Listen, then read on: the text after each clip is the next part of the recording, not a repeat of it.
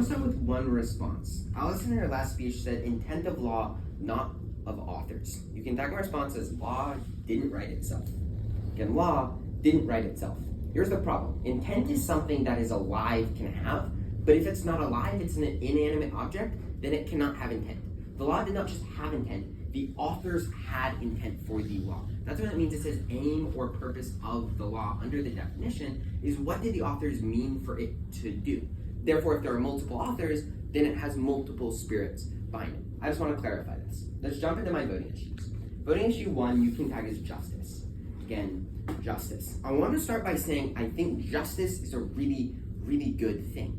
But Allison's giving you this idea that, oh, well, if it's the highest value, like ultimately, then you should vote for it. Great, then we both should have run God's will as our value. But we didn't. Why? Because we're given a resolution that we have to debate under. Here's what I want to clarify. In subpoint A, you can tag as broad.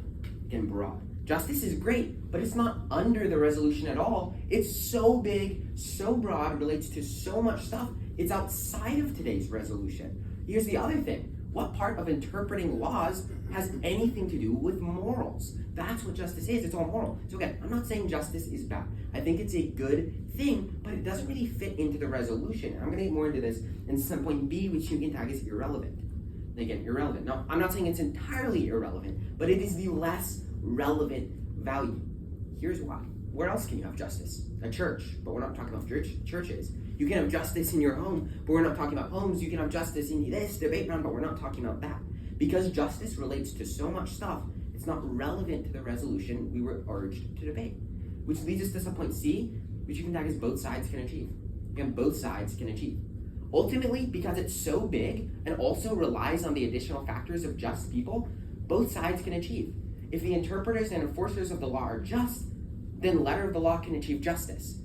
If the interpreters and enforcers of the law are just, then spirit of the law can achieve justice.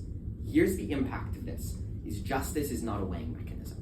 Justice does not give you a reason to vote for one side or the other because it's something that is both disconnected and also applicable to both sides. This leads us into voting issue 2, which you can tag as clarity. First, I want to clarify something. Allison has agreed that affirmative achieves clarity. She said this multiple times. Subpoint A, you can tag as achieves justice. If we want justice to happen, we have to be able to understand our laws, and our authorities have to be able to enforce them. Subpoint B, you can tag as reveals immorality. Okay, so what if the law is clearly bad?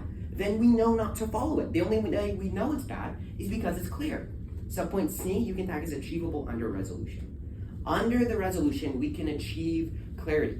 The impact is that clarity gives you a reason to vote for one side or the other. Ultimately, if you do believe in justice, you first have to vote for clarity. Thank you all so much for your time. I really appreciate it.